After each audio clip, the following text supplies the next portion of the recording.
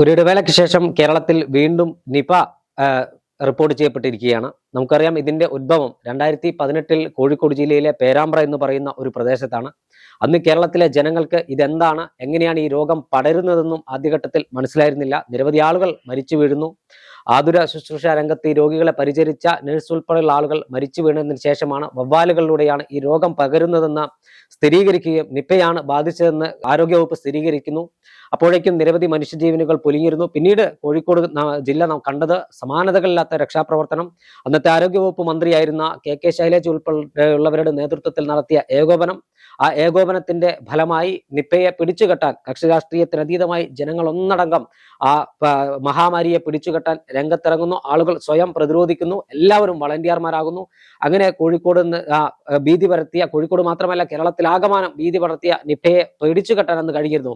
അന്നത്തെ ഒരു ഭീകര സംവിധാനം എന്താണെന്ന് വെച്ചാൽ ബസ്സുകളിൽ യാത്രക്കാരില്ല, കടകളിലേക്ക് ആളുകൾ വരുന്നില്ല. കോഴിക്കോട് ഏറ്റവും തിരക്കേറിയ മിഠായി തെരുവ് പോലെയുള്ള നഗരങ്ങളെല്ലാം ഒഴിഞ്ഞുകിടക്കുന്ന കാഴ്ച അന്ന് കാണാൻ കഴിയുന്നു.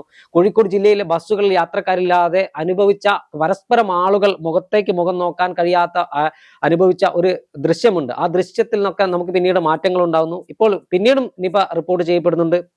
എന്നാൽ ഇപ്പോൾ ഈ മഴക്കാലത്ത് കോഴിക്കോട് ഫറൂഖ് സ്വദേശിക്ക് നിപ്പ റിപ്പോർട്ട് ചെയ്യുന്ന ഒരു സാഹചര്യം. രോഗി അതീവ ഗുരുതരാവസ്ഥയിലായിരുന്നു ഉള്ളത്.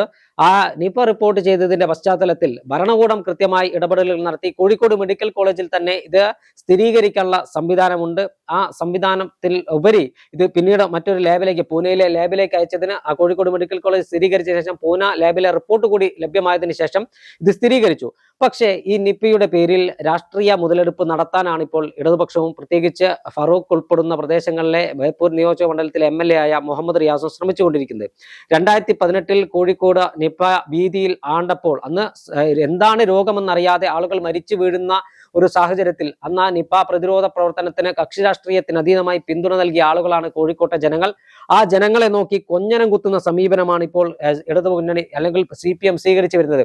കേരളത്തിന്റെ ആരോഗ്യമന്ത്രി കെ മുരളീധരൻ കൃത്യമായി പറഞ്ഞിരിക്കുന്നു, പ്രതിരോധിക്കാൻ സർക്കാർ ഒറ്റക്കെട്ടായി, സർക്കാർ സംവിധാനം ജനങ്ങളോടൊപ്പം ഉണ്ടാകും.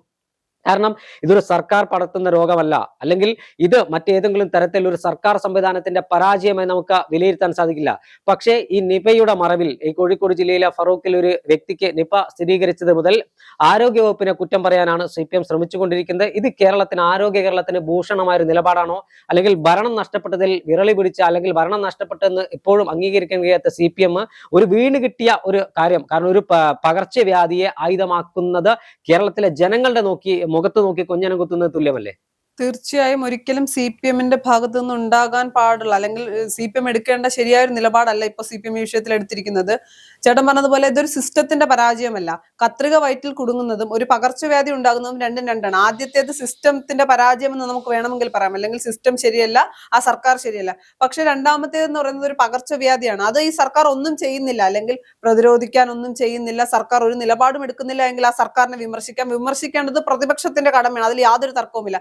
പക്ഷെ ഒരു അസുഖം വരുമ്പോൾ, അല്ലെങ്കിൽ ഒരു പകർച്ചവ്യാധി പോലെ ഒരു കാര്യം വരുമ്പോൾ കേരളം ഒന്നാകെ ഭയന്ന് നിൽക്കുന്നു. പ്രത്യേകിച്ച് കോഴിക്കോട് പോലുള്ള ഒരു പ്രദേശത്ത് ഇതിനു മുൻപ് നിപ്പ സ്ഥിരീകരിച്ചിട്ടുള്ളത് കൊണ്ട് തന്നെ അവർക്കൊരു ആശങ്കയുണ്ടാവും, ഭയമുണ്ടാകും. അപ്പോൾ എല്ലാവരും കക്ഷി രാഷ്ട്രീയത്തിനപ്പുറം ഒരുമിച്ച് നിന്നുകൊണ്ട് അത് പോരാടുക, അല്ലെങ്കിൽ സർക്കാരിന് വേണ്ട, ഞാൻ ആദ്യം പറഞ്ഞതുപോലെ സർക്കാർ ഒന്നും ചെയ്യുന്നില്ലെങ്കിൽ പ്രതികരിക്കേണ്ടത് പ്രതിപക്ഷത്തിന്റെ കടമയാണ്, അത് പ്രതിപക്ഷം ചെയ്യുക തന്നെ വേണം. എന്നാൽ എല്ലാ കാര്യങ്ങളെയും വിമർശിക്കുക, പുതിയ സർക്കാർ അധികാരത്തിൽ വന്നിട്ട് രാഷ്ട്രീയമായി, എനിക്ക് തോന്നുന്നില്ല രാഷ്ട്രീയമായി വലിയ കാര്യങ്ങളൊന്നും അവർക്ക് വീണ് കിട്ടിയിട്ടില്ല, അതിനുള്ള സമയവുമായിട്ടില്ല.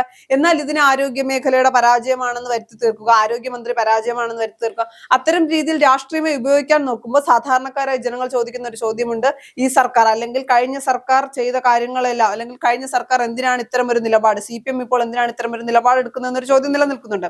ചേട്ടൻ ആദ്യം പറഞ്ഞതുപോലെ ഇപ്പോ ആരോഗ്യമന്ത്രി കോഴിക്കോട് വന്ന് നിൽക്കണം എന്നതാണ് റിയാസ് നിരന്തരം ആവശ്യപ്പെടുന്നത്. കെ ശൈലജ ആരോഗ്യമന്ത്രിയായിരുന്ന സമയത്ത് അവർ അവിടെ വന്ന് നിന്നാണ് കാര്യങ്ങൾ ഏകോപിപ്പിച്ചത് എന്നൊക്കെയാണ് പറഞ്ഞുകൊണ്ടിരിക്കുന്നത്. അല്ലെങ്കിൽ അന്നത്തെ സർക്കാർ, പിണറായി വിജയൻ സർക്കാരിന്റെ കാലത്ത് ഇങ്ങനെയൊന്നും ആയിരുന്നില്ല എന്ന് പറയുമ്പോൾ നമുക്ക് നോക്കാം, കുറച്ചുകൂടി സമയം കൊടുക്കും. മുരളീധരൻ എന്താണ് ചെയ്യുന്നതെന്ന് നോക്കാം. സർക്കാർ സംവിധാനം മുഴുവൻ ഉപയോഗിക്കും കേരളത്തിന് വേണ്ടി, അല്ലെങ്കിൽ ഈ നിപ്പ വ്യാപനത്തെ തടയാൻ വേണ്ടി സർക്കാർ സംവിധാനം മുഴുവൻ ഉപയോഗിക്കുമെന്ന് ആരോഗ്യമന്ത്രി പറയുന്നുണ്ട്. അദ്ദേഹത്തിന് ആശങ്കകളില്ല, അദ്ദേഹം വളരെ കോൺഫിഡന്റ് ആയിട്ടാണ് കാര്യങ്ങൾ പറയുന്നത്.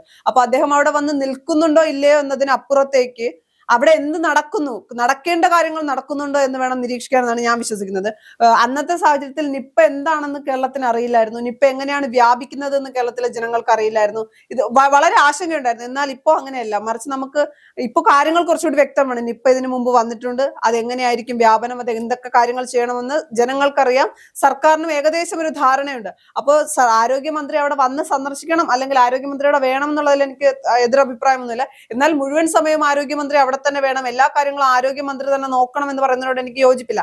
പിന്നെ ഏത് വിഷയത്തെയും രാഷ്ട്രീയമായി ഉപയോഗിക്കാം അതെന്നല്ല കരുതേണ്ടത്. പല വിഷയങ്ങളിലും ഒറ്റക്കെട്ടായി നിൽക്കേണ്ട സാഹചര്യം വരും, അല്ലെങ്കിൽ പല വിഷയങ്ങളിലും പ്രതിപക്ഷവും ഭരണപക്ഷവും എന്നതിനപ്പുറത്തേക്ക് നമ്മൾ ജനങ്ങളെ അല്ലെങ്കിൽ വോട്ടർമാരെ പരിഗണിച്ചുകൊണ്ട്, ജനങ്ങളെ പരിഗണിച്ചുകൊണ്ട് ഒരുമിച്ച് നിൽക്കേണ്ട സാഹചര്യം വരും. തെറ്റ് ചെയ്താൽ പ്രതികരിക്കേണ്ടത് പ്രതിപക്ഷം തന്നെയാണ്, അതിൽ യാതൊരു സംശയവുമില്ല. അല്ലെങ്കിൽ ഭരണപക്ഷത്തു നിന്ന് ഒരു തെറ്റുണ്ടായാൽ മറ്റൊരു MLA-ക്കോ മന്ത്രിക്കോ വേണമെങ്കിൽ ചൂണ്ടിക്കാണിക്കാം. ഇപ്പോൾ എടുത്ത നിലപാട്, ഇപ്പൊ മുരളീധരൻ എടുക്കുന്ന ഒരു നിലപാട് ശരിയല്ലെങ്കിൽ VD സതീശന് വിമർശിക്കാം, അല്ലെങ്കിൽ മറ്റു മന്ത്രിമാർക്കും MLA-മാർക്കും പ്രതിപക്ഷത്തിനും ഒക്കെ വിമർശിക്കാം, അതിൽ യാതൊരു തർക്കവുമില്ല.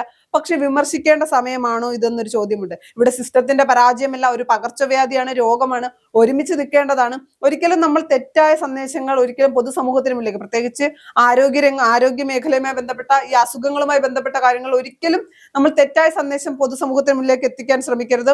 പ്രതിഷേധവുമായൊക്കെ മുഹമ്മദ് റിയാസ് അവിടെ ഇരിക്കുന്നുണ്ട്, ആരോഗ്യമന്ത്രിയെ വിളിക്കുന്നുണ്ട്. അപ്പൊ ആരോഗ്യമന്ത്രിയെ വിളിക്കുന്ന സമയത്ത് ആരോഗ്യമന്ത്രിയുടെ ഭാഗത്തു നിന്ന് ലഭിക്കുന്നത് വളരെ മോശമായിട്ടുള്ള മറുപടിയാണ് എങ്കിൽ പ്രതിഷേധിക്കേണ്ടതാണ്. പക്ഷെ എന്നിട്ടും ആരോഗ്യമന്ത്രി എല്ലാ സർക്കാർ സംവിധാനം മുഴുവൻ കേരളത്തിനൊപ്പമാണ്, അല്ലെങ്കിൽ നിപ്പയെ തടയാൻ കേരളത്തിൽ എല്ലാവരും ഒരുമിച്ച് നിൽക്കണമെന്ന് പറയുമ്പോൾ പ്രതിപക്ഷം ഈ ഒരു നിലപാടെടുക്കുന്നത് ശരിയല്ല.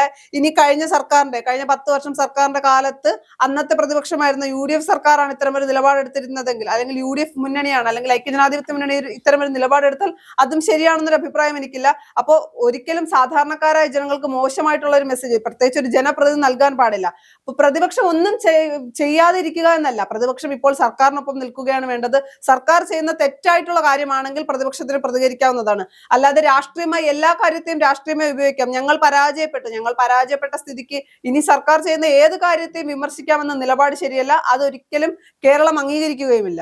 തീർച്ചയായും കോഴിക്കോട് ജില്ലയെ സംബന്ധിച്ചിടത്തോളം 2018 നിപ രോഗം വ്യാപിച്ചപ്പോൾ, പേരാമ്പ്രയുടെ ഒരു പ്രദേശത്ത് രോഗം വ്യാപിച്ചപ്പോൾ എന്ത് ചെയ്യണമെന്നറിയാതെ പകച്ചു നിന്നപ്പോൾ ഒറ്റക്കെട്ടായാണ് കോഴിക്കോട് ജില്ല നിപ പ്രതിരോധ പ്രവർത്തനത്തിന് രംഗത്തിറങ്ങിയത്.